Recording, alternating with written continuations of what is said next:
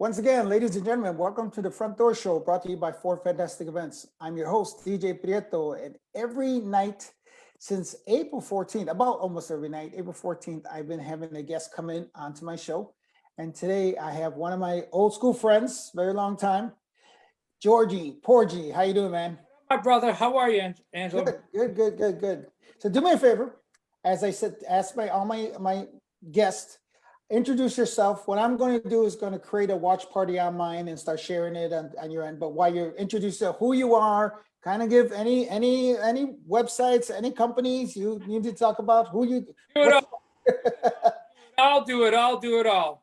So my name is Porgie. Well, people know me as Porgie. My really name is George Andros, but the world knows me as Porgie. I am been very blessed. I've had a phenomenal, and continue to have a phenomenal career at doing this for real. Like I do it every day. This is what I do. I don't have a side job. I don't have a 9 to 5. This is the 9. This is the 5. It's actually 7 until midnight. You know what I mean? And then go to sleep and do it again. But I've been very blessed to do this for a long time.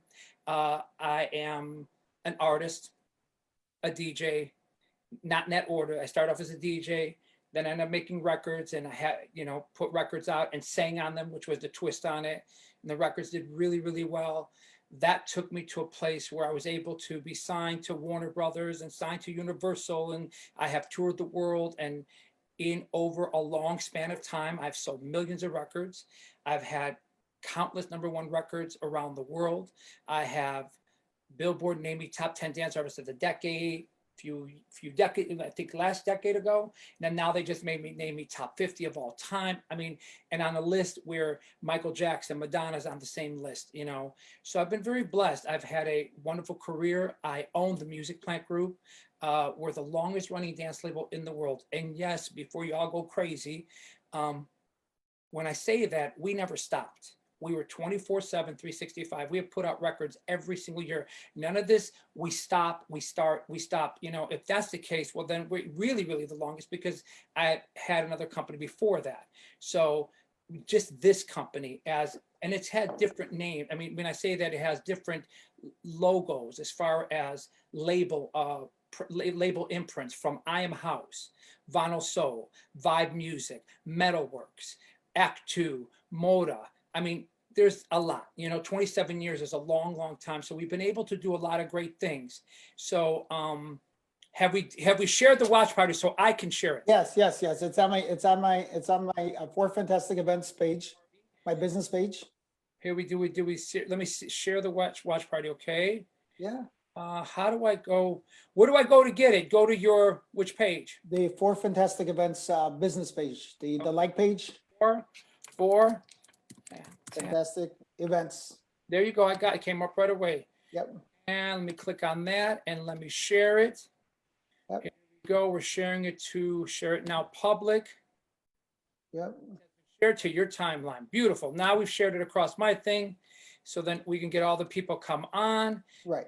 And let me do like this. Oh, let me get rid of that. Sorry. Okay. The volume came on immediately. And the reason why I want to do that, I want to get some shout outs. Good DJ Kuko. What's up, my brother? I love you. I see you.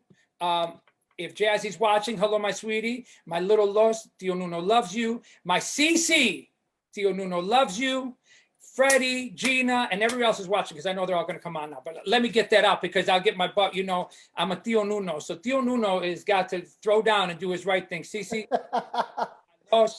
because if I know, with these little kids, they'd be watching. They're like, Tio Nuno, I watched you and you didn't say hello. But I say hello to all of them. I love them all. Gina, Rocky, Luis Santiago's watching in Texas. They're all watching. So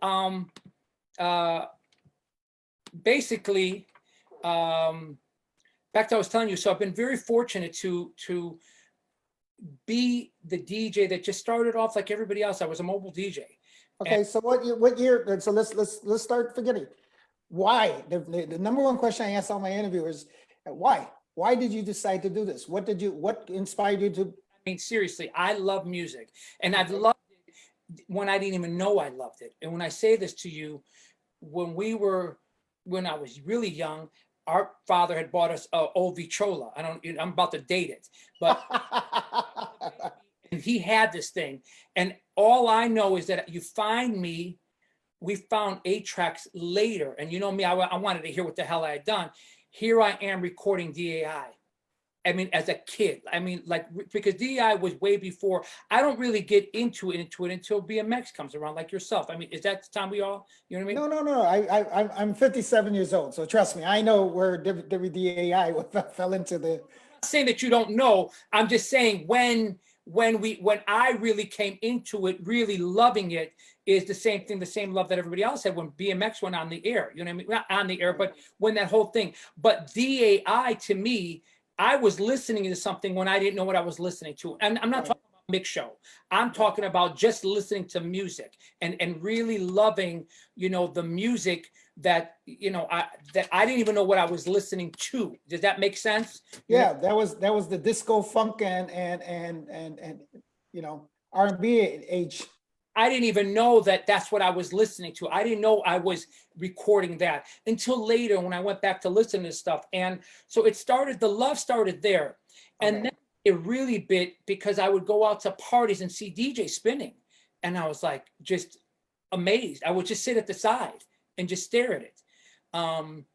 You know, I'll give you a story that I told Mickey at Mickey's play. So Mickey honored me he did this musical, and I went to it, and he honored me one of the nights, and I was very grateful and thankful. And I have to tell him that one night I was sitting, and he was playing my brother's, like a sorority type of party, but at the John Hancock, and he sat there and spun, and I was able to go, and I just sat on the side and just watched him, and literally, it was glued to my head. He had the Newmark mixer with the lights blinking. If you remember the one with the lights that went outwards and it blinked, you know what I mean? It literally pulsated to the music. And I was like, yo, I'm getting that. I don't care what I gotta do. I don't care how many jobs I gotta work. I will have that thing. And I started working about 13, 14 years old. I was already, I was determined. I was lying and working at, I worked from Breakfast 33 Flavors to the theater, Lincoln Village Theater. I mean, I worked wherever it took to make my money so I can save up money because I was going to get that. And let me say hello to my brother Art is watching. Rich Huerta, how are you? Rocky, I see you. So I basically saved up money, and I convinced my sister to take me downtown, and I bought the mixer. And now the mixer came home and sat on the box and sat on my dresser because I had no turntables. I just was like, we're going to get some mix. We're going to have some turntables for you one day, and then we found out, there's belt driven and there was direct drive. And I was like, oh, those direct drives, I don't got that money. Wait. And then there's also the quartz driven as well. So I was determined to get that, bro. I was seriously at a point, I was like, I'm going to get those. So I went out and I saved money and found them and went and bought them and brought them home. And then that was it, dude. Headphones went on. I didn't even have speakers. And all I did was, and I know you've lived the same thing. And any DJ that's a real, that's really been through that passion, you sat there and you mixed until your brain was coming. Like there was no more, you couldn't even hear anything, but you were just, I'm doing this. I'm going to stay up and I'm going to scratch and I'm going to try to do this. And with us coming up, the tricks were there. Really being a perfectionist on really DJing, because I really say this all the time, no matter where I go in the world, Chicago technically has some of the most incredible technical DJs. They really do understand measures. They understand when to throw the mix out. I mean, I've talked to so many people who say they don't have a clue of when the break comes and what that means. And to this day, I mentor a lot of people who come to me and are like, gee, how did your stuff so? And I have to sit down and explain structure to them and songs that structure. So going back to I just built on it. And then finally, actually right before the turntables, before I got the turntables and I just had the mixer, a friend of mine had asked me to do their party. They were like, please. I'm like, I don't got equipment. And they're like, you must do this. You must turn around and DJ my party. I'm like, but I don't have. So then my brain went into action. I said, you have your stereo system, you know, a full stereo system with 2 speakers and the needle on the thing and the volume, you know, one of those little with the turntable on top. It wasn't no mixer, none of that stuff. What up, Patrick?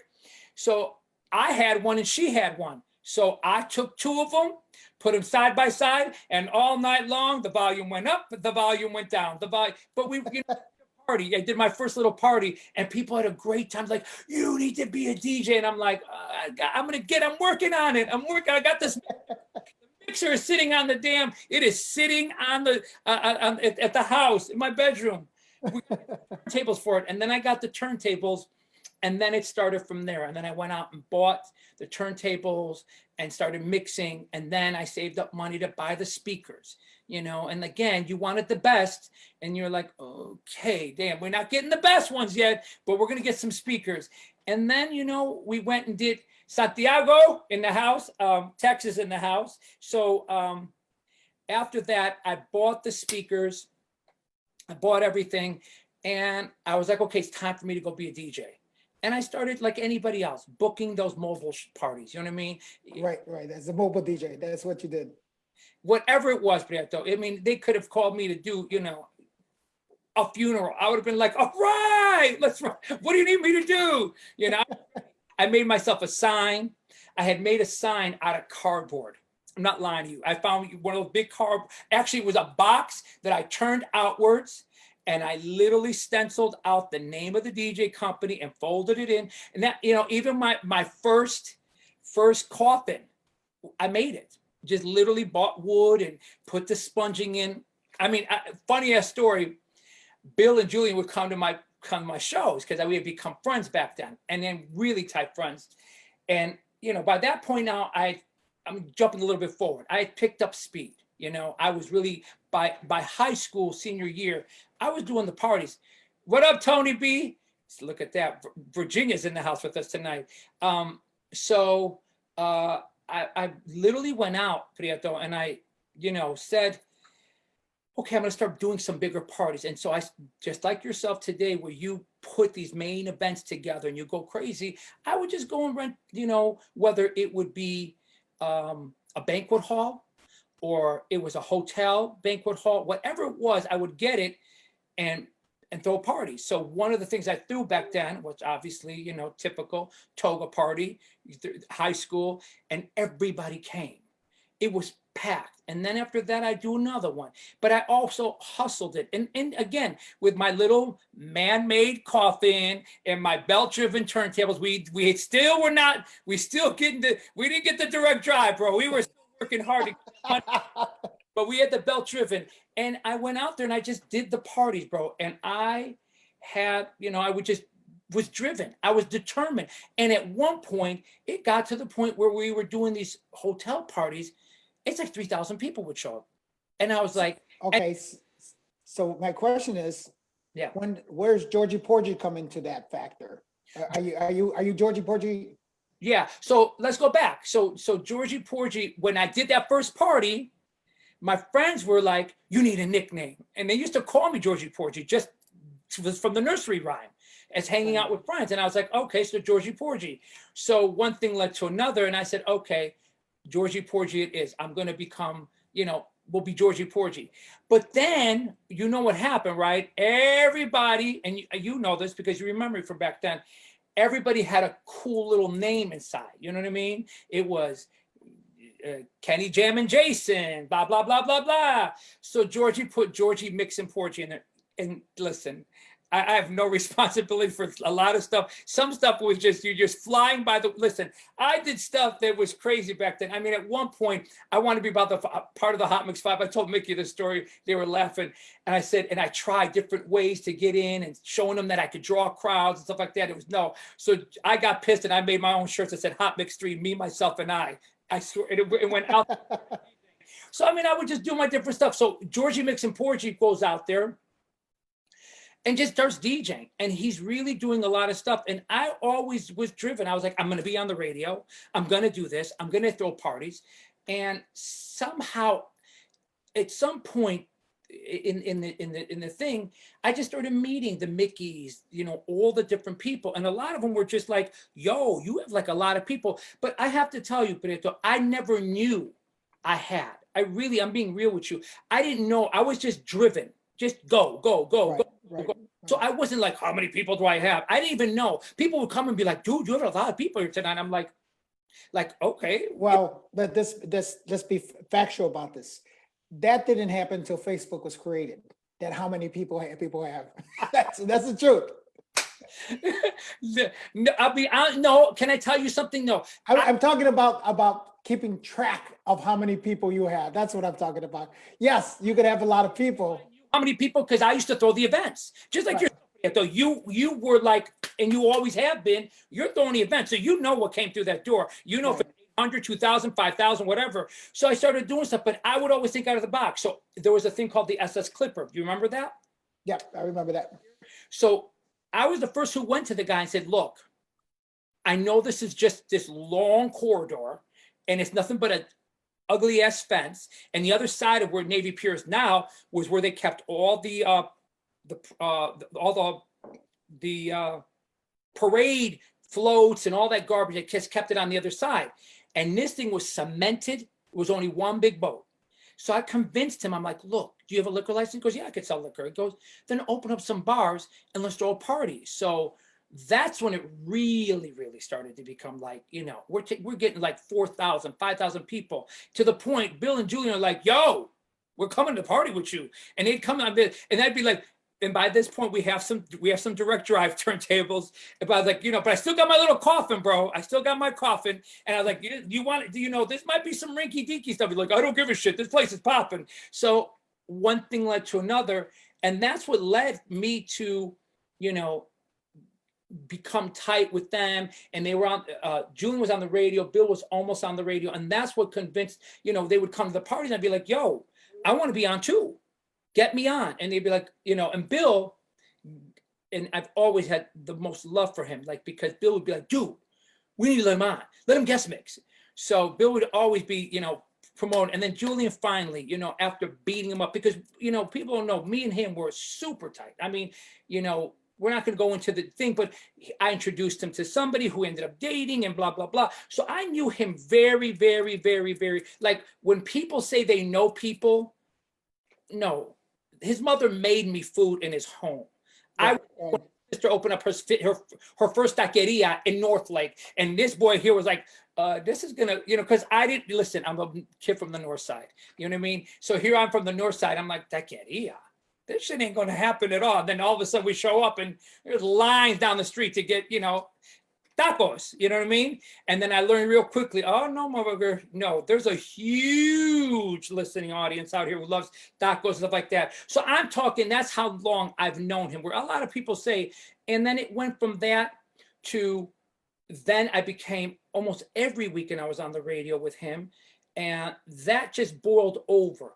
And then came the first record, which was The Baby Come Back, you know, which I wrote the first record because at that point, everybody was doing stuff. And I was like, and at the time, freestyle was so big, it was massive, you know what I mean? Get away from it. And I loved it. Don't get me wrong. We broke the Trenier stuff, all those different records that were here, we were playing them all. So I loved the music. I played the music, and I decided to make a record. And I'm giving you the cliff notes, but go ahead and stop me when you. So yeah, I was gonna say, so is it because the Hot Mix 5 were making records already with DJ International Records? Was the spot? Everybody, they were all out there. Ralphie had records out. right? People were coming out with stuff, and I wanted to say to myself, if I'm gonna have leverage in this business, and if I'm gonna, because at the time I started figuring out the record, having a big record, it changed your pricing in DJing. So, you know, and I'm being real right now, that's all that was in my mind. I was like, yo, if I make a record, I'm going to go from this much money to this much money, whatever it was. I don't know what it was back then. Let's say it was 200 to 50 to 300. I don't know, but I knew I could get more money. But I really, when I say blessed a lot of people always say to me, why, you know, you always run to that, because God had a whole nother plan. way beyond what I dreamed of. I mean, I was just trying to make a record to make some more DJ money. And it kind of backfired, because when I say backfired, by the time the second record came out, people were like, we don't want to book you to DJ. And I'm like, what are you talking about, dude? No, we want you to perform now. I'm like, no, I need my money. You're killing me, dude. I only made that. They're like, no, you really pack them in. And all of a sudden, we're doing shows and we're literally selling out every little, with Baby Come Back. I walked in, remember the 1, 2, 3, which I know you do. Right. I walked in there and we were headlining the night. And I walked in and I said, oh, wow, these lines are around the corner. So I go to, I don't know if he's still around or not, but Pete that ran, I said, Pete, Yeah, Pete's still around.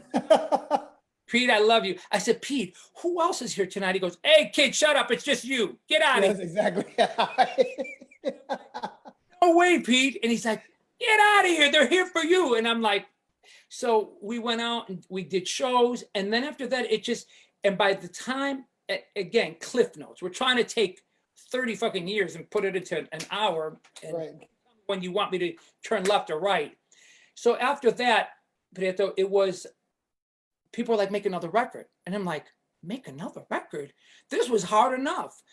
And really well. I mean, I got calls back then from the freestyle community in Florida to come and do shows, and New York. So all of a sudden, this little Baby Come Back was starting to do stuff. So I said, okay, we'll do another record. But this time I was like, you know what? Something in my heart told me, let's do a house record. Because house was in my heart. It was always there. And I said, you know what? Let's do it. So I did Do You Remember? And it was it Girl You Are the One? I think Girl You Are the One's next. Then Do You Remember? But Do You Remember came out of the gates and just did magic. So when that did really, really well, I knew at that point, okay, this is something is happening here. Something that I don't even know what's going on. So by that point, I basically had done Do You Remember? We're doing shows. It's still really just happening here locally. And I don't have a clue that it's where it's going at all, Prieto. I have no clue of, I'm sorry, I'm trying to see something, guys. Please forgive me. I want to see, I don't want to, just in case I'm missing people, you know, coming on. Well, I know like Lee Farmer jumped on as well. So that, you know, Lee. Cannot get this thing to scroll because I know we're going through another thing. So when you don't go through it, you don't know who in the heck is on. So forgive me, guys, if I don't say hello to you. I don't know. This thing is not giving me what I want, but it doesn't matter. So back to what I was telling you was the records just started taking a life of their own. And then I did Let the Music Pump You Up. And then that would be really a moment of changing my career. That was the moment, changed my life. Well, let me back you up with the first one, the baby Come Back to Me. That was on KA Records, but was that your record? You just did your Prieto, you know your stuff. Yes, you could have, that could be a Jeopardy question. So was that your own label? I started my own label because, well, we can go into that, but bottom line behind it, I took the first record around Prieto and everybody told me it was garbage. Everybody told me it was garbage, and they were wrong. And I took them the second record, and it wasn't a good outcome. And I don't want to go down that road, but all I can tell you is that it was a great thing that happened to me because it lit a fire in my butt. It made me, I will show you all that you were wrong, and I will go out there and make this happen. So after they told me the first record was garbage, I had started the label. But then when I did KA Records, I thought, okay, that was my freestyle stuff. I got to come with another label. And I created Tempest. And Tempest is where you get a lot of the other things. You get Do You Remember, blah, blah, blah, blah, blah. But by Let the Music Pump You Up, that, like I said, changed the whole thing. And right before that, I'm going to go backwards a little bit because it's a long thing. I had met these wonderful people and become friends with them in New York, and they're from Chicago, but we bonded in New York. And it was Ricky Lenore, Larry, and Gary Wallace. And we sat up in a room at the Marriott Marquis, And I was like, yo, we need to start a distribution company. And that was before the Winter Music Conference. That was in New York, right? And no, Winter Music Conference was just about to crest and start to happening, but Okay. they were going on. They were really happening. So I said, and the reason why I convinced them is because the way the distribution game worked was to get paid on this record, you had to put out another record. Okay. Paid on that record, you need to. So as individual, we couldn't put enough out. No matter what we were doing, we couldn't have. So I said, if we come together and we create a distribution company, we'll keep our labels separate. They'll be ours. We'll create one new label that we all run together, and we'll put stuff on it, which was Nightclub Records. That's how Nightclub Records comes into the thing. That's how you get, Your Mind Is Going Crazy and Black Track. All the Black Track stuff, that was the three of us. We would all do different tracks. And like everybody would give up a track or two tracks to help keep the company going and to keep the, keep bills being paid, because we had finally got our offices. We built a nice little studio that we all could share in and use. So when we had that, I convinced them to come together. And then right around that time, like I said, Let the Music Pump You Up comes out. And I started getting calls from places I didn't know I was like, how are you getting the record? And I didn't know, like Gherkin and these guys were, all the people said all my music was garbage. They were making a lot of money. They were shipping it everywhere. And I would I would go to a store and give them like 100 copies, and they'd call me the next day and be like, bring me another 100. I'm like, you had 100 DJs come in 24 hours and buy this record? And it also helped that people like Ron Hardy, God rest his soul, and I was lucky to meet Ron at the beginning, and I can go into that. I joined a pool because everybody was in certain pools, but again, I was too, they had kind of shunned me. So I went out and joined a guy named Frank Sal's record pool. And Frank, God love him, and I haven't seen him, but Frank had Frankie Knuckles, Ron Hardy. I mean, every big name DJ from the South Side was traveling up to Harlem, and that's where he had gotten those offices, which makes no sense. Harlem and the Kennedy in some little office, and that's where the record pool was. And I joined that record pool, and that's how I got to meet Ron and Frankie and all that other stuff. And when I did Let the Music Pump You Up, I gave him the record. And a lot of the guys on the radio were like, nah. Well, Ron plays the hell out of the record one night. And I mean, he played it for hours. But because that music that on that record was not the normal house sound of the DJ International records, is that correct? It's exactly it. Yes. Right. Because I was different, and because I was different, they, again, there was a lot of stuff. You know what I mean? And it's not to be because last night's interview with Wayne Williams, basically he was talking about that, how the sound for that particular crowd was different from the normal house. It wasn't different because let me tell you something. Ron played it the next day. They were all like, why don't you give me a copy of that? I said, I did. You didn't play it. And then all of a sudden, Let the Music Pump You Up was the sound, period. And it was not only the sound. I get a call one day. I'm sitting in the office, and a guy named Daniel Poku, which I'm saying his real name. We all know him as a little name called Danny D. D-Mob, Kathy Dennis, the list goes on. Right.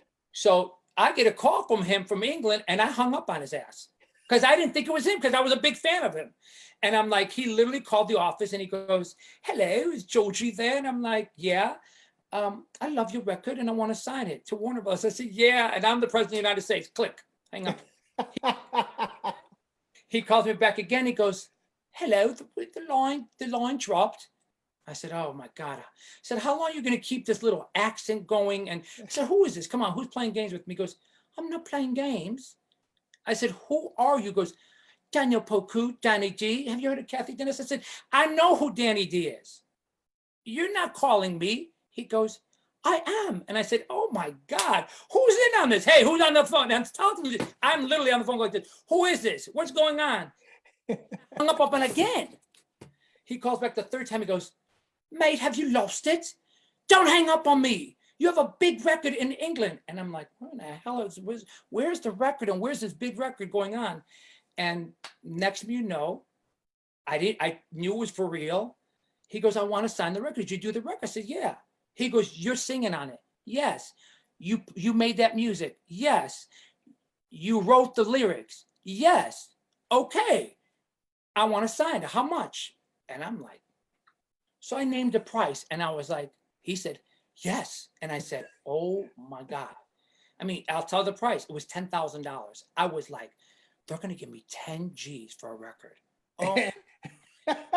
And you probably could have got $50,000, but you didn't. By the time I got to Everybody Must Party, we're talking, it was in the hundreds. It was Yes. and doing deals where we did album deals for $1.2 million per person. So we did the record. Everybody must, the record went out and he says, okay, you got to come here.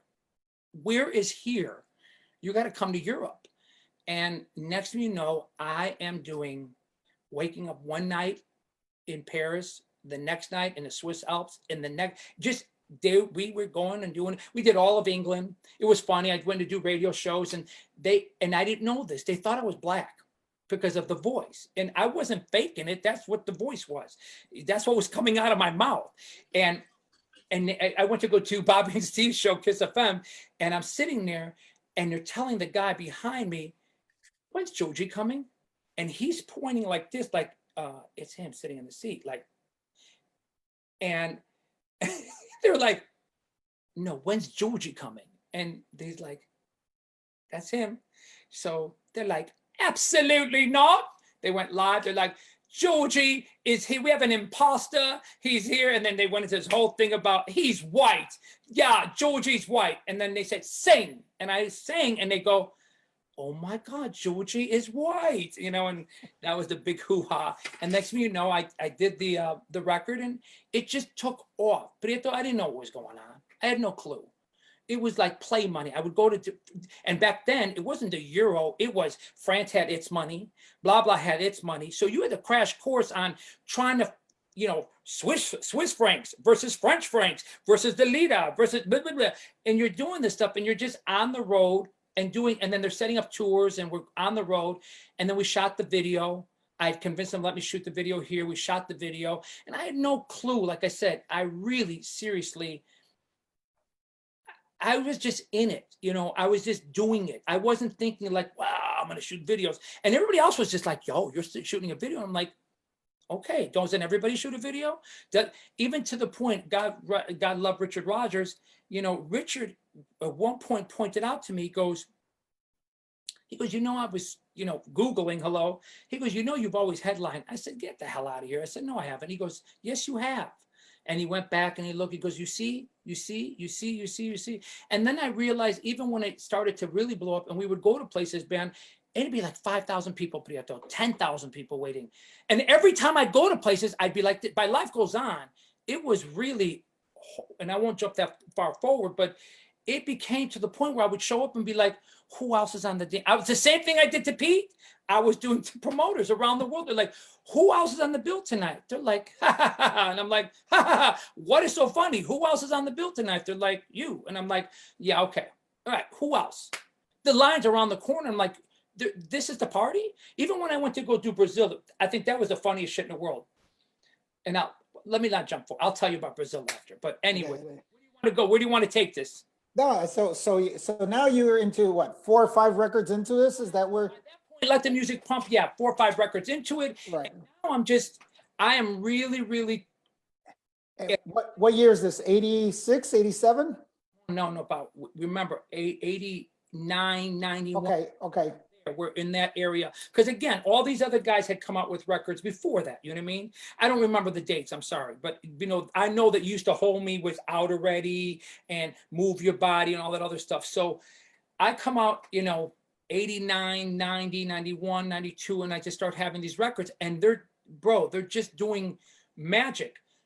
To the point I'm leaving, going back and forth. And I would DJ here, but I was getting gigs everywhere. Like literally there, I was getting the calls coming in and agents wanted to represent me. And it just started to just become something that, as I said before, I was blessed. I literally, all I was doing, Prieto, was I wanted Baby Come Back to take me from here to here in money. And this started to take me to places where, you know, that I didn't even dream of. Like, I always saw things, don't get me wrong. I always felt in my life, I saw, you know, I always thought to myself, you know, one day there will be crowds in front of me. But I never thought it was going to be crowds, like, you know, doing big places with 30, 40,000 people. I mean, I've done one 100,000 people sitting there, you know what I mean? Or showing up to outdoor, we would do outdoor clubs in Italy that held 18,000 people in one night. So but again, I never got it I wasn't in my head like, oh yeah, we're the shit. No, I just was like, wow, that's pretty cool that they showed up and it's cool that they're here. I mean, I'll give you one even funnier. So we did a big show and television covered it in Italy. And I'm on the plane and Terry was next to me and Terry can attest to this. And people were coming on the plane and they kept on staring at me. And I'm like, so my crazy ass goes, man, do I got a booger? And he goes, no. I said, why do people keep staring at me? He goes, just shut up. Who cares? Maybe they saw something. I was like, whatever. So I'm checking flies. I'm trying to figure out, they would come on the plane and stop and stare. Finally, a guy sits right over to the side and opens up the newspaper, and I'm on the front cover of the newspaper with one of these moves, like, hey, and there I was on the thing, and I was like, okay. And then I was like, and then after that, it was, hi, let's do autographs and whatever. And then, oh, this is Terry Hunter, the legendary Terry Hunter, and blah, blah, blah, blah. But it was that type of things were happening. And then, but I was always determined, Prieto, for radio in America. I was just driven in my head. I'm like, we're going to crack this nut. I'm going to get a record on the radio in America. And yeah, I had my things back and forth, you know, trying to get support here. But again, God had a whole nother plan. So by the time we get to I'm in Love, that's, well, all because of me, really cracked it open. That was the first record that got me onto radio in America. But I'm in Love, from the Mississippi all the way to the West Coast, where dance music, remember at one point when house music became huge in LA, and they, yes. At that point with I'm in Love, we went from the Mississippi all the way to LA, and there was nothing. We had all radio. I mean, at one point, Arista was calling to have me do shows so they could get ads on their records, because the PD would say, we want him to perform, and if you get him to perform and you get him here, because it would be like maybe a P2 station and they didn't have the budgets, you get him here, we'll add your record. So it became that big, and then we went out there and did that. So I've had this different growth in different places consistently throughout my life. And a lot of people will be like, oh, he's very big over Europe. But you know, people will analyze something for what it is. It's like, you know, I know you with your life. I guarantee you people want to reanalyze what you've done or tell you what you do. And, you know, they have no clue about how wide and how far you've gone and what you've done and the amount of things that, you know, they want to say this is all. But I was fortunate. I was doing all of the United States. I was doing overseas like crazy. I mean, Asia, Australia, pretty much everywhere. I mean, I did Israel, and each record would unfold something new, brand spanking new, you know what I mean? And it unfolded different things. So through this point, DJing had to take a back seat, because now I'm performing everywhere. And we're going out there now with a full, and it was crash course, because now all of a sudden they're like, do you have a band? And you're like, yeah. Yes, I have a band. Of course I have a band. And you're like, no, you don't have a band. You've never been behind a damn band in your life. And then all of a sudden it's crash course in learning to play with a full band. And my school was a stage. And especially when you went to countries that they didn't speak your language, you couldn't get up and say, make some noise. They would be like, well, he just said. So you had to perform, you had to sing, and that's what tightened the craft. Even, and I say this all the time, and I'm not ashamed of it, you can go back, listen, Baby Come Back vocals and listen to new stuff. It's two different people, because that guy didn't have a pot to piss in or a window to throw it out of, because he didn't have no money to go hire somebody or know how to hire somebody. And this guy just worked. And how I learned, I didn't go hire somebody. I just started to learn and put needle down and listen to Patti LaBelle, Luther Vandross, and try to figure out, how did they do that? How did they go up? How did they go down? And I started learning breathing techniques and reading. And again, we ain't in Google world. We're going to the library and opening Right. up. There wasn't no YouTube. There was no. That's why a lot of people say to me, oh, but you did this. Where's it at? I'm like, dude, we didn't have that. This stuff just showed up a minute ago. You know what I mean? All of this technology stuff that you can document. If we had this, it would have been, I think it would have been even 100 times better. Right. But that's why a lot of people, when we talk about this and that and house music and people get into all these bickering shit, I always say everybody played a part. You know, maybe you lit the torch, but somebody else ran with the torch. And then the other person ran with the torch. So everybody's had a part. I mean, look, I ran on the road. I can't tell you how many times I used to tell people, they'd be like, you do house music? You're making a house? You're going to build a house? No, no. It's a music, comes from Chicago and, you know, had to be promoters. I put a lot of promoters that are big promoters today. We put them in business. They would come up to me and they'd be like, I want to book you. I'd be like, okay, let's do it. Because again, I was just doing it. I was never looking at the point of like even when at one point people would come and be like, how many #1 records you have? And I would really tell them, I don't know. They're like, you need to know. I'm like, I don't. I really don't. How many records you sold? I don't know. And a lot of people always want to test stuff. But, you know, like I'm in Love. I'm in Love was on the Quality compilation lead off track. That did a million by itself. Just that. If I just sit back on that, because the record I'm in Love was that damn big. Now, yes, listen, people. You always didn't get paid for everything, but we sold the records. We sold tons and tons of records, and we had the #1s on Billboard. Even Billboard. When somebody told me about Billboard, they said, I called somebody and I said, can I just have the list? Because naive me. Oh, can I just have the list? The guy goes $3,000, and I'm like, $3,000 for a list of DJs? Yeah, $3,000. But I didn't know that, you know, that was a pinnacle moment. And then we started figuring that out and we started working it. And now we're getting #1 record after #1 record on that. And then that turned into something else. So every portion it was a learning experience on every level. But the most important part, Prieto, I never, even to this day, if I ever lose the love of music, I'm out.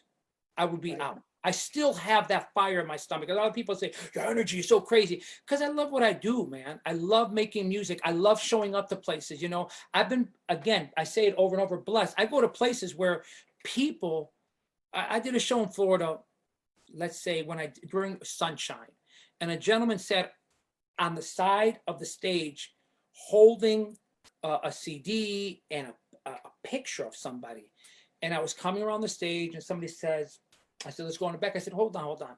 It just caught me up corner. And I walked up to this man. I said, you know, hey, how are you? I said, who's the picture? He goes, it's of my wife, my deceased wife. And I'm like, I'm sorry to hear that. And he's like, I want you to know that I played Sunshine over and over and I'm living because of that. And those are the moments that you go, okay, there's a reason why I'm doing this. Or the letters that I've gotten I passed my bar exam, listening to Life Goes On all night long. Or when after 9/11, when they built a massive float for me, and I'm embarrassed today to say it, but Giuliani back then, when he was not loco, that he's become now, and if anybody loves him, that's your problem.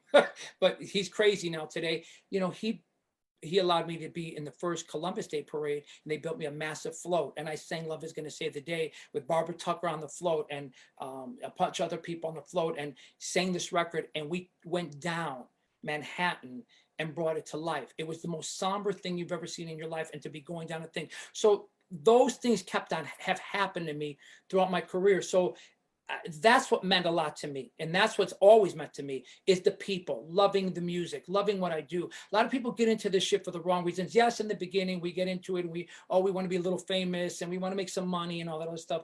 But it starts to take a life. When you've accomplished a couple of the things, then you start to go, wait a minute, it's not about that.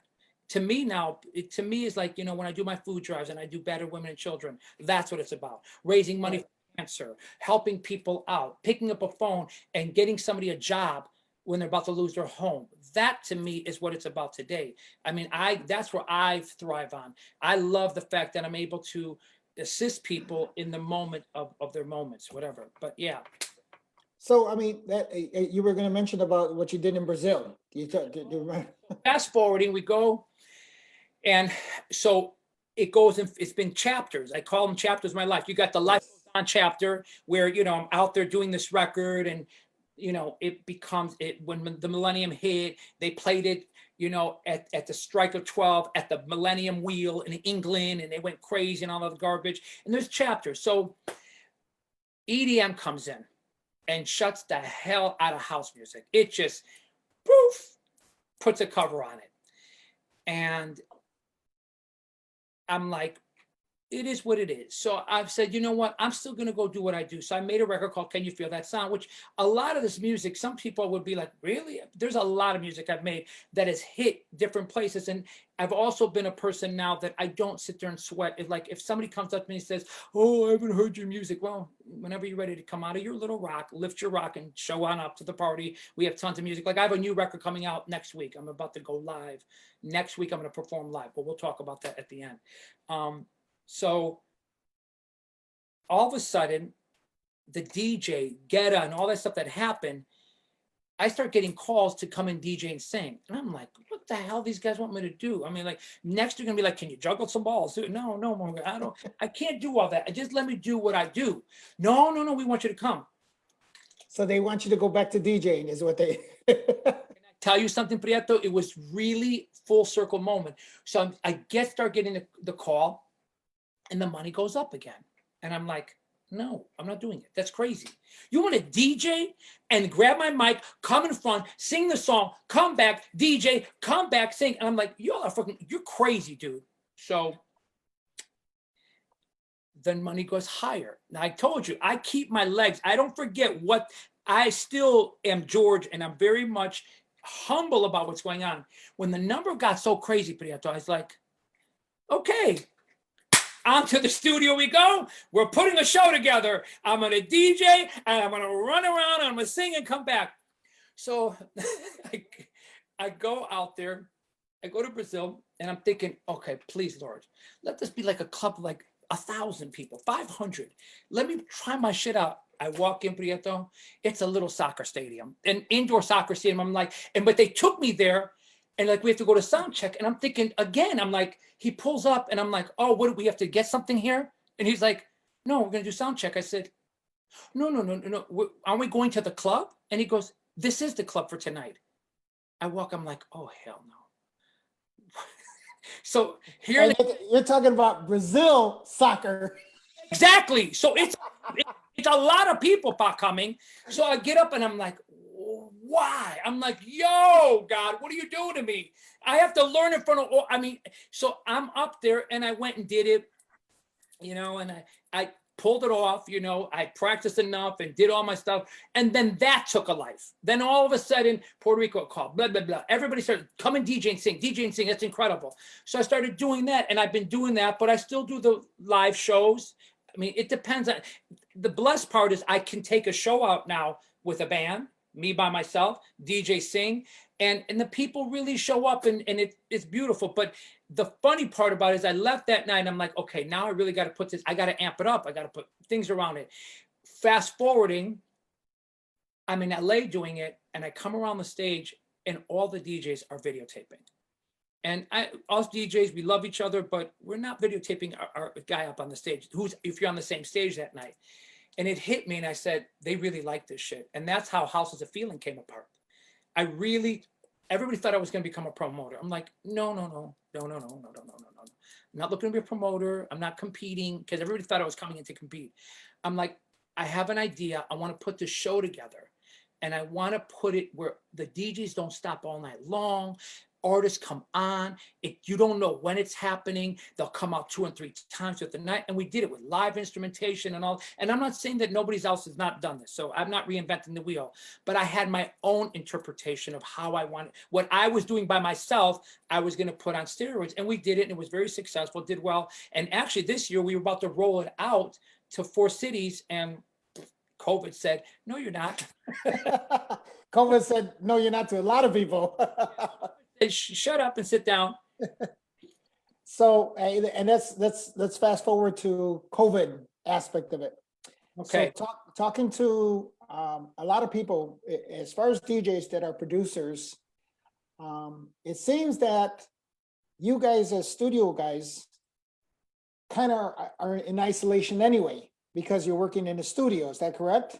Well, I'll be honest with you, before COVID, we've been working, again, because of all the records. Remember, I've gone on to remix the Michaels and all that stuff. I've been very fortunate. And I've been writing for many people. I mean, people have no clue. Cher, Gloria, I mean, I can go on and on and on of all the different people. So with this whole Zoom, uh, Skype, I've been doing for at least 5 years, where they'll plug me into a session in Florida or in England and right into the studio right here where I'm at right now. They shove in. I hear everything on the speakers behind me, what's going on in the studio, and I can direct it and say, no, redo that again. I don't like the way you did that. Retake that take. So I have been in this mode, and because of like TeamViewer, people giving me their screen so I can go in and control the actual screen.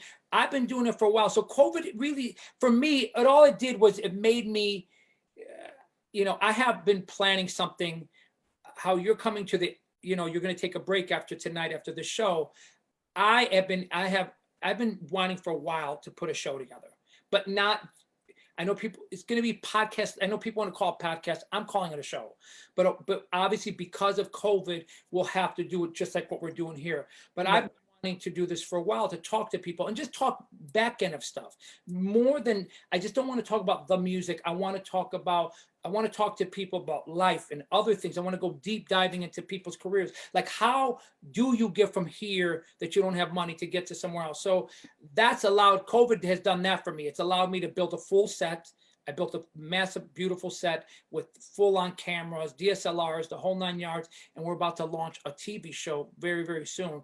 I was trying to launch it before, but I've been on the road, and now COVID said, no, you'll bring your butt home, and we're ready to do this. So I'm excited about that, and that's what's coming.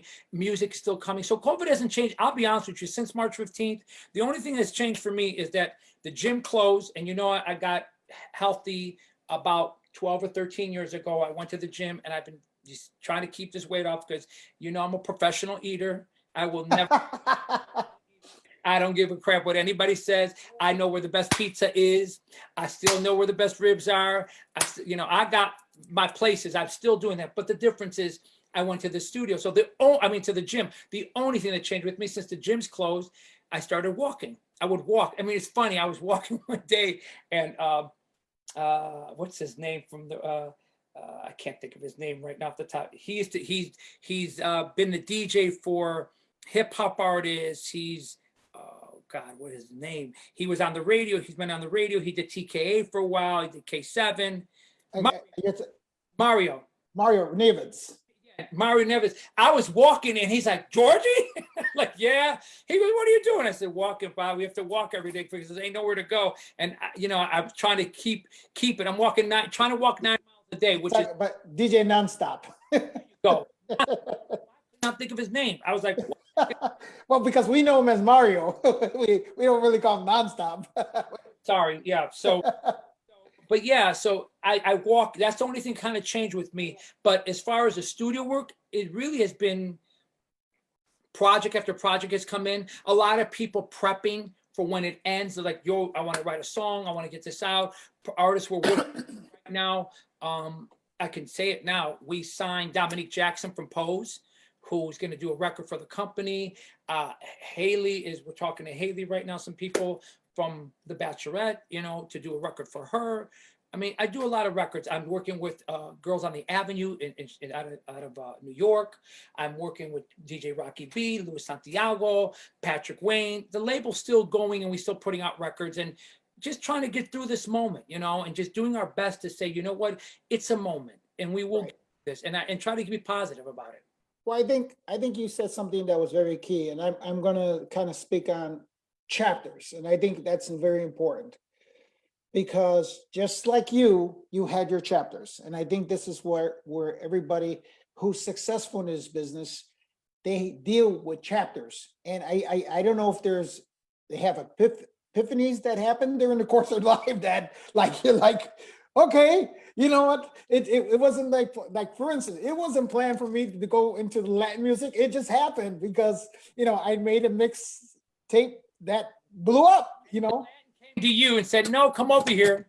You know, No, and vice versa. This is, and I should say vice versa. It just those are chapters. You know, I didn't know I was going to be one of the top salespeople in Chicago selling Armani, Versace, and you know, I just took the job and I got really good at it. I didn't know I was going to be, you know, I did not know that, you know, I was going to sell mixtapes and CDs, and I just got good at it. I didn't know I was become a Latin promoter, but because of those factors that happened, like when Napster came along, the Recording Industry Association, so we couldn't sell CDs anymore, right? Mixtapes and CDs. So all of a sudden, here comes, okay, what are you gonna do? You know, or you kind of, you know. So with this COVID, it's going to create chapters. Also, the next chapter.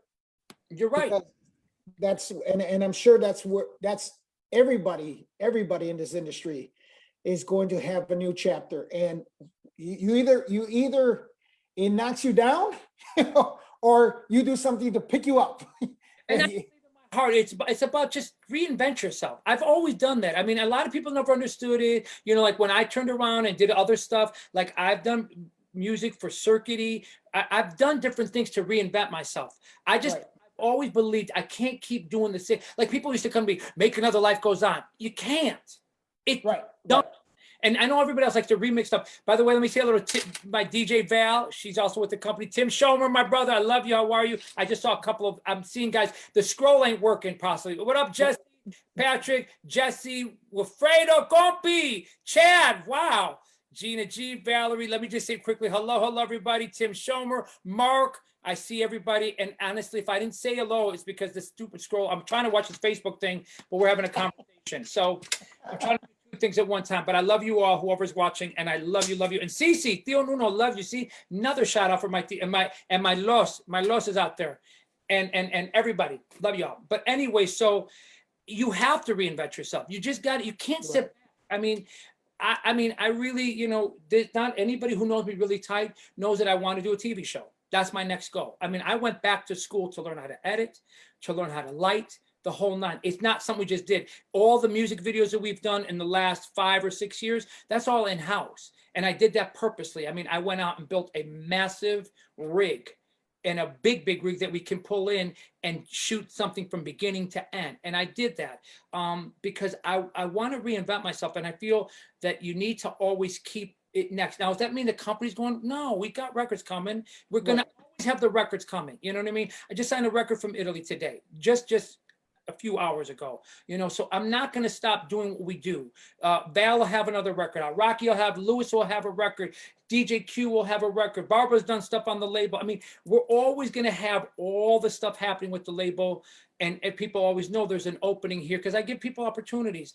But I have to keep reinventing Georgie and seeing what Georgie needs to do next and what's the next blessing down the thing. You can't sit stagnant.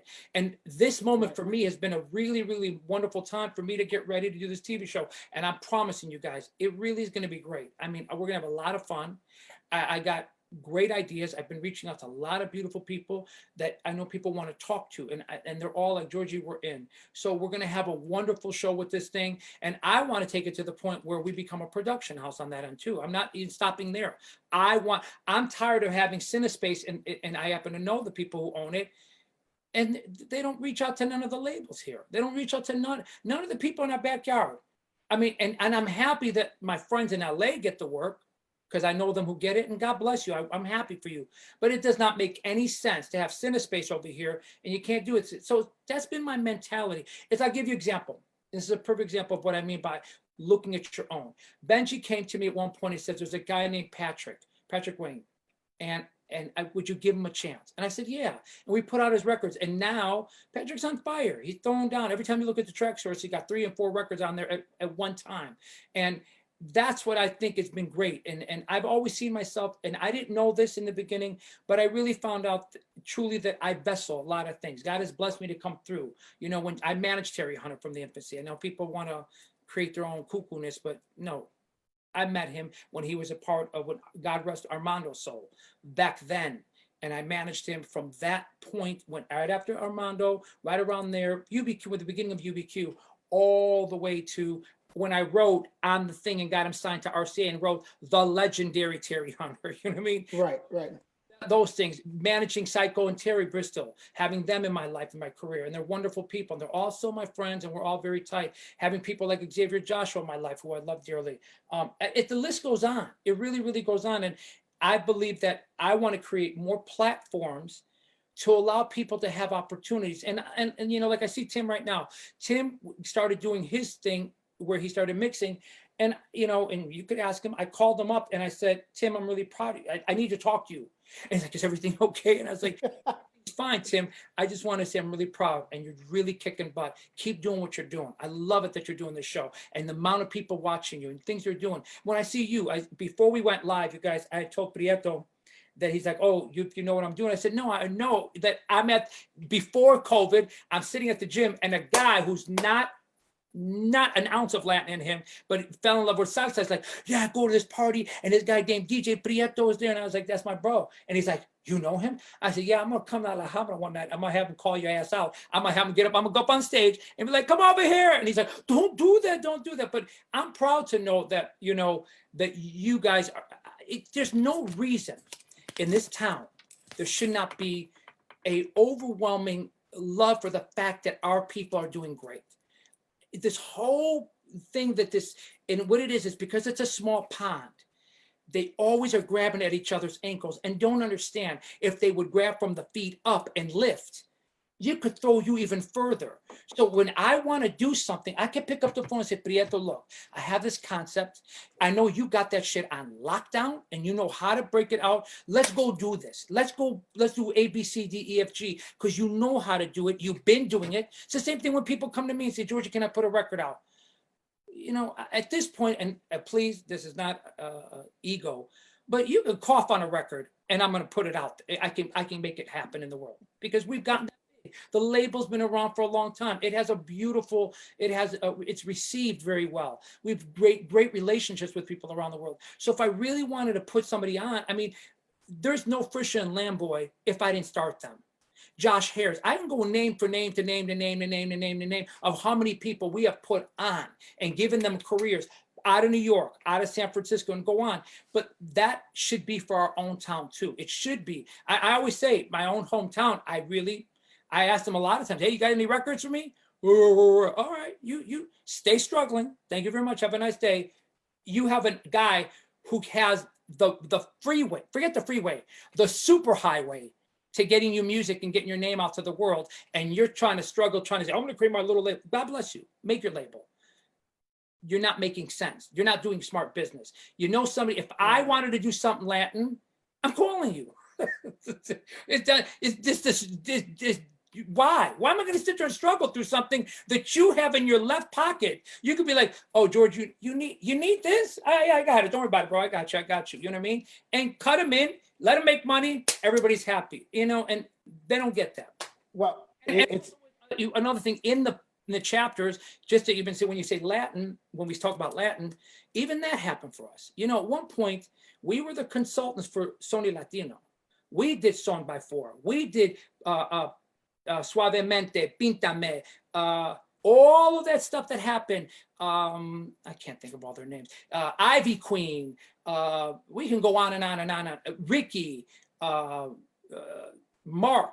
All that stuff that happened came out of our offices. We were the ones quarterbacking that. I was very fortunate to meet somebody, and we helped them with Men and Booty Girls back then. If you remember the group that came out, you're talking about Joe Grande. No, Joe was not there. Joe's always done his own thing. Right. I straight with Oscar, who was the president of Sony Latino, and Gabriel Putrago, who was my dear friend still to this day. Yes. To death too. But Gabriel is been my dear friend, and we quarterbacked all the. At one point, they would just say, "What do you want to do next? That record, let's do that record." So yeah, we've been able to go out there and like you said, chapters, and build. Right. And that was in I want to say that was I want to say that was about in the 2000s when that was all happening. That was Ricky got up on stage at the Grammys and they called it the Latin explosion. Before all of that, right. a lot of legwork that was happening. And we in Chicago, my company played a pivotal point because they couldn't get any love from this American side of Sony at all. They want nothing to do with them. They were like, whatever. So we sat down and I explained to them, how are we going to break it? How we get on the Billboard chart? How do we get the mix show? And then I started introducing them to all the promoters who worked radio. And then all of a sudden it started to trickle and get radio. And that's when Sony America said, oh, no, there's something bigger. It's a land explosion. And they came and just put their signature on it. But no, there was so much work behind it. Oscar, Gabriel, and the people out of my office. We built. I'll give you a perfect story. So here I'm doing mixtapes and CDs, right? And I submit a mix to BMX, or excuse me, B96. And the music director, it's all Ricky Martin, right? I'm giving the song, Ricky Martin, Maria, you know, all this stuff. And I won't mention his name, right? And John, I see you. Go ahead. He was like, no, we don't play anything Latin here on B96. And this was right before, it was 2 years before, no, it was exactly a year before the Grammys. Huh? And when Ricky was on the Grammys, all of a sudden, here comes all the Latin music all over on B96. And I'm like, you fucking idiots. You know, I told Brian about La Macarena before. This was almost like 5 years before that. I told them about La Macarena. We'll have another show where we'll really talk about how B96 becomes B96. That's never been told. We'll one day. Hi, Sean Kellner. I see you too, my brother. One day we will sit down and we will discuss all that stuff. It's not to rehash it, but there's a lot in this town. And you know what the problem is? And all I keep saying is there's no reason for it. We have so many talented people in the city. We have so many talented people. If we were just to work a little bit together, I always tell people this is a multi-billion-dollar business with a B. If you got a sliver of it to come here, I'll give you one example. This is my favorite example. Sony, I was very tight with the guy at Sony. And he comes to me and he says, Georgie, pick which Michael Jackson record you want to do. And I said, are you kidding me? He goes, no, pick it. So I picked Billie Jean. He comes into town and everybody knew me back then. I had my silver Astro van with my little Porgie plates. And I put him in the damn Porgie mobile and we drove all the way to Steve So Curly's place. And people said, why are you doing that? That's how Steve, and not here to start beefs, whatever, but they got those mixes because I put, and we'll call Frank, I put him in my car and drove him and said, you need to give them mixes too. They need to get mixes too. And that's how they got Michael. That's how they ended up getting Michael. But we need in this town to get over this BS about who did this and who created that. Stop. It's a business. There are people making millions of dollars. Get past that bullshit and work together to create something that's incredible. There's no reason why.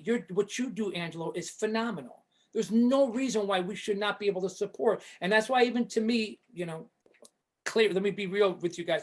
He sent me a thing to one of his other Facebook. His brother has 5 Facebooks. So he sent it to something else and somewhere else.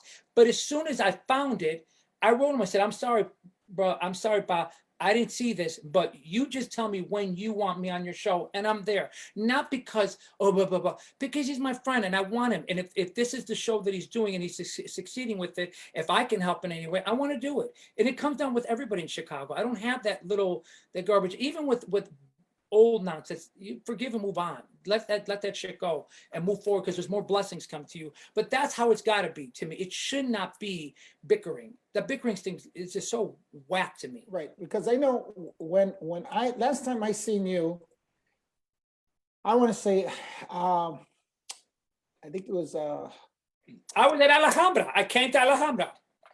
That was the last time I seen you? You came by Alhambra, but that was what? That was almost like 6 years ago, 7 years ago was about the time? To be honest, it's been a minute. But I came to Alhambra. That's why I think that was the last place I saw you. Right. but I remember what, God, what's his name? He took me to the studio, your plant right there by, Kimball. Kimball and Belmont. Who? Mosquito Cruz. Yes, yes, it was, yeah, exactly. I love you. So he had brought me there and stuff, and, you know, and I never been in the studio before. I was like, you know, because I was busy doing what I was doing, you know. And I know we had, you, CZR, we see you. Go ahead. and I know that we have, you invited me and I've gone to a couple parties that you had, because I know you've had a couple of music plant parties. And I've gone to those, and I always try to go to all the industry parties. You know. Support. Yeah, and I remember that was, I think we were just talking about, you know, the music, and I was doing Latin already. I was big into the Latin market at that time. And I think that's why Eddie Mosquito had brought me there, because me and Eddie started working together and doing some stuff. And Eddie was doing, then he decided to do his own stuff somewhere else in Minneapolis or Minnesota or something like that. Or I'll go a step further. If you, in this, I'll tell you how much we've worked together. So at one point, Cindy, who I love dearly, Cindy, I hope if you're watching, I love you. She was my assistant, and she came into the studio. She would come into work, and she's like, "I joined a salsa band." I said, "That's awesome. God bless you. Why don't you manage us?" I said, "You go back to your seat now, because I'm not managing no salsa band." The next day, the next day, the next day, the next day. Finally, I was like, okay, if you guys can get one show and show me you guys are awesome, I'll sign it. Well, I go up to Cubby Bear, and they went up there, and it was Papo Sanchez y su Fuerza Alma. And that's how we ended up becoming MP Latino. We started MP Latino because of that. And people thought, oh, he's trying to get in the market. No, I wasn't trying to get in the market. Cindy would walk into my office every morning and be like this, "Pa, so what's the problem?" I said, "I don't want to manage 16 people. That's a lot of people. You understand how big of a band is?" And you saw what we did with that. And that's, I remember coming to you and say, "Prieto, please, we have Mírame, we have Bailando Salsa. Can you please support it? Can you get them booked on your shows?" And you did, and you supported the hell out of them. So when I say chapters, we didn't, or we've been on for an hour. Yeah, we need a lot. We would have to, people would be like, listen, they'll be tuning out. They'll be like, okay, we're going to bed. Good night. You know, Mario Reyes, what's up, brother? How are you? Farmer, how are you? Who else? Tony Franco, how are you? Guys, if I'm not saying it, this scroll's not going as fast as I want it to go. All right. So, we have worked together. You have booked the groups. I mean, you booked Papo like crazy. You put them on your stages. You booked them at your clubs, and that's how, you know, we grew it. You know what I mean? So it's always happened, bro. I mean, and well, I've always had nothing but love. Well, that's where this new chapter for me has happened. So speaking of Tim Spinning Schomer, before April 14th, and Tim will tell you, before April 14th, doing this show, probably about 2 weeks before that, I decided to do live streaming, as every DJ was doing back then, because March 18th was the last thing. Everybody's kind of saying, man, we want to hear music. We want to hear music. And I did my first live stream, and it sounded like crap. So I said, let me talk to the expert on this. And he, you know, and Tim was the one who did it, right? And Tim says, oh, you got to buy this, and you buy the e-rig and stuff like that. And I was like, and I said, man, you know, and I said, out of respect, Tim and Julian have been doing this for a long time, you know, for the past 5 years. I don't want to do what they do. I didn't want to do what they do. I says, I'll spin every so often, or I'll spin. And I did it for 2 weeks. I did it from like April 1st to April 13th. Okay. 2 weeks. But Facebook kept knocking me off. I was getting frustrated. Finally, I made a decision on April 13th. I go, you know what? I have an idea. I'm going to do this streaming with Zoom. I never did Zoom before April 14th, my first show. Never did Zoom before. And I got it real quick how it worked. I understood how to put the Zoom to live stream on Facebook. And my first interviewer was this guy named DJ Kiss. And my second interviewer was Mario Reyes, obviously. And then another one is John Guzman, who had a local radio station, online radio station. And show 3, I call up Benji Espinosa. Hi, Barbara Tucker. Go ahead. I'm sorry. How are you, my sister? I love you. And the reason why it was a conversation about what I'm starting to see with all these interviews is how no matter what, like Kiss, DJ Kiss, he's from Jerusalem. He's a new guy, but his love started as a house DJ, but he's a young kid, right? Mm-hmm. Talking to Mario, we always know that and it seemed, and then John, who was a Latin DJ, he started. So I was noticing that all this here in Chicago, house was a big influence of everybody's career, whether they went into that directions. And obviously Tito Puente Jr. is a good friend of mine. We used to go to the Winter Music Conference, and he used to do the house stuff as well, even though his father is the famous Tito Puente, but how house was a big factor in his career. True. And I said, you know what? I think people really need to know the history, because honestly, there's a lot of not knowing people's history in this world. And I said, you know, even though they may see Georgie Porgie on stage for an hour, they don't know Georgie Porgie as Georgie mixing Porgie. Or they don't come back. Listen, people don't even listen. I've done shows where I'll sing something new, right? The new record will be like, they're there for the new record. And then I'll sing something else and they'll go, that's you? And then I'll sing something, oh my God, that's you? And then they're like, oh, hell no, this guy's done all these records. So it's funny, you know what I mean? I get a kick out of it. But again, they don't know, they have no clue about the, you know, how, why. I mean, listen, I really could go on about even how we get B96 to go dance and how it really, really went down. It has to do with me going in to get an internship and opening my boca, telling them that, oh, I have a record called Baby Come Back. And they said, yeah, have a nice day. And then me the next day sending in Connie into to the same interview and say, you twist your hair and play like the big dingy ding. Oh my God, it's be cool to work at a radio station. She gets hired on the AM dial. And we start feeding. Not Todd, not Eric, none of those guys were there. A guy named Buddy Scott was there, who ran a Country Boy, was there back then. And Brian Middleton was on the air still. And it was them. And we start feeding to get the station to flip. And then finally he was like, listen here, little girl, who giving you numbers? And what the difference is when Julian gave my, and I always give props, Julian gave me my chance to get on as a guest mixer at BMX, and he kept on giving me his slot because they would all get one and he would give me his slot, and Bill too. And I went on, and by getting that, when I went up there, George was always inquisitive, you know, what are the ratings? And they would, you know, he'd go into the thing and print them out and give me. Well, George didn't take them and throw them away. George, he went home and put them in a folder and collected them until I knew what type of numbers we were pulling at 2 o'clock in the morning, and pulling 18 shares and pulling 12 shares and all these big numbers. And when we put that in front of Buddy Scott, Country Boy was, hey, we need to talk about this. And then that's how the beginning of that stuff happened. But it's deeper than that. But the bottom line behind it is there's a lot that happened that allowed people to have what they have. I mean, and again, it's about having what you said now. There's people, we've all brought something beautiful to the table. That's it. And it's made this town, and it really has touched you guys. I say this to you, everybody. This music has touched so many people, and I've been very blessed. Again, I say it all the time, to go. I've been to places.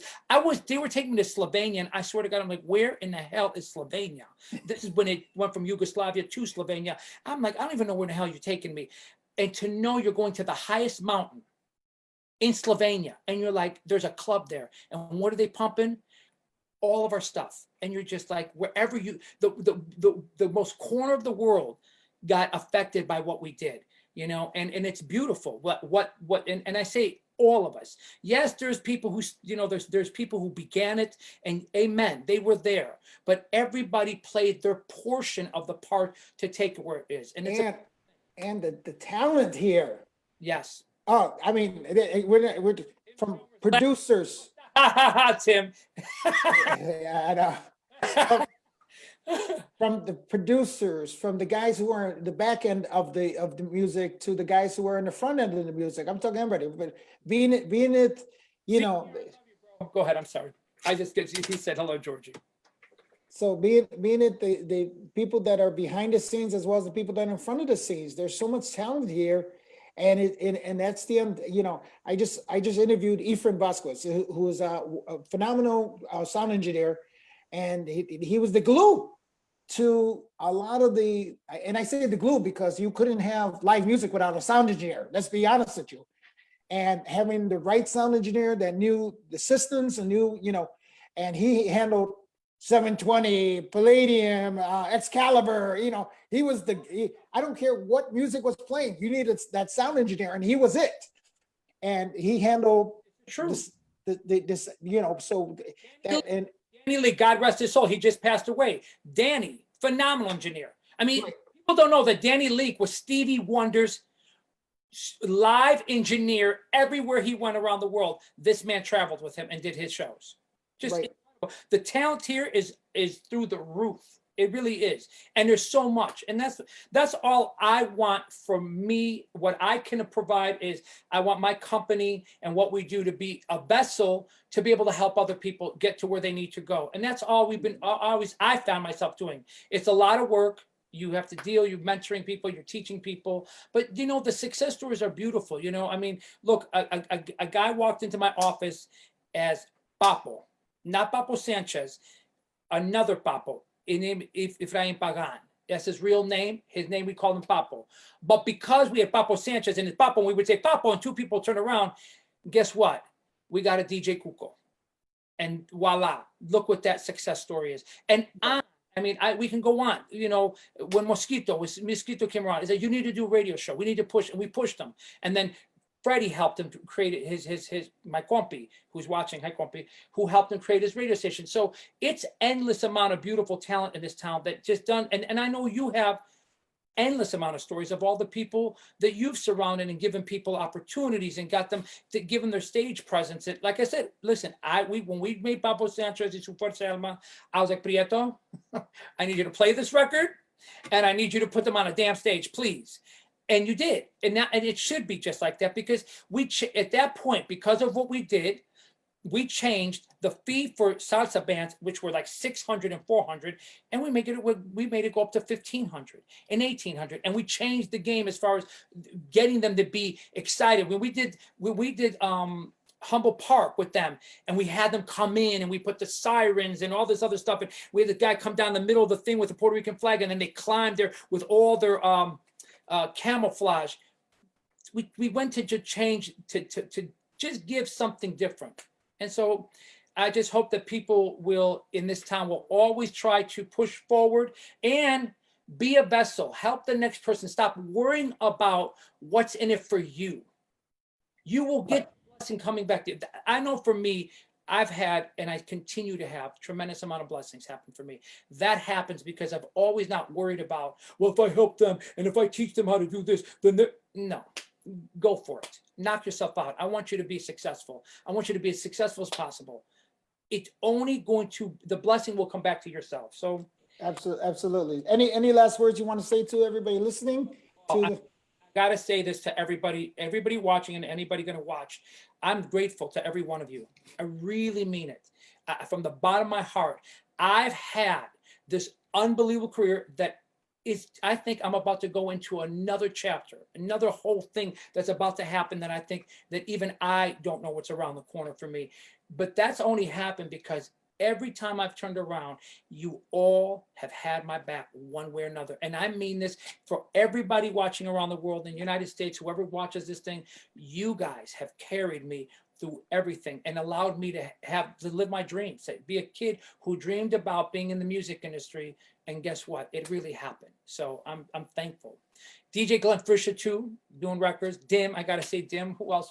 I gotta name some more names because brother, I'm gonna forget. I love you all. You know I didn't forget everybody, but everybody from the company, I love you all. And everybody out there who supports the company and everything we do. And even if you don't, I still love you. You know, I got love for everybody. And I'm grateful for you, Prieto, you know, and we've been friends for a long time and we will continue to be friends. And, you know, I'm always here, and I know I can count on you. I can call, pick up the phone and say, I need you, bro. I need you for this and da da da. Well, like I said, there's a couple new chapters, and you're gonna hear a couple of them. I'll you know, I've talked to Benji about it. I talked to a lot of people about what my next chapter is. Cannot Um, wait. Cannot wait. yeah, and it's gonna be big. So, guys, I appreciate it very much. Thank you. Thank you all. Thank you, Prieto, for allowing me to be on your show tonight. I had a lot of fun. Y'all, love you all very, very much. Musicplantrecords.com, GeorgiePorgie.me, and you guys know the rest of the stuff. I love you guys. Thank you for your support. Please support.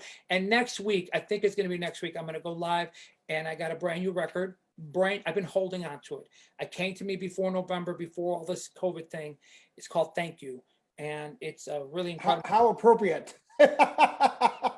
Back then, and now it really is. And it's a thank you to God, you know. So it's a great record. It ain't a gospel record. It's just a great house record that I think is going to touch everybody. And I want to try to figure out how we're going to perform this live.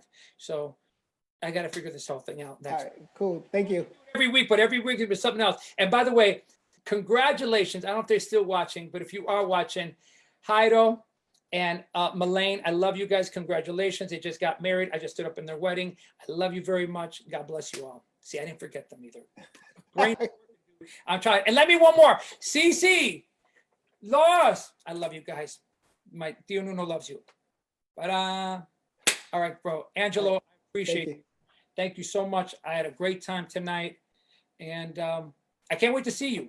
All right. Don't sign off yet. All right, guys. Thank you very much. And that was the Front Door Show. Thank you.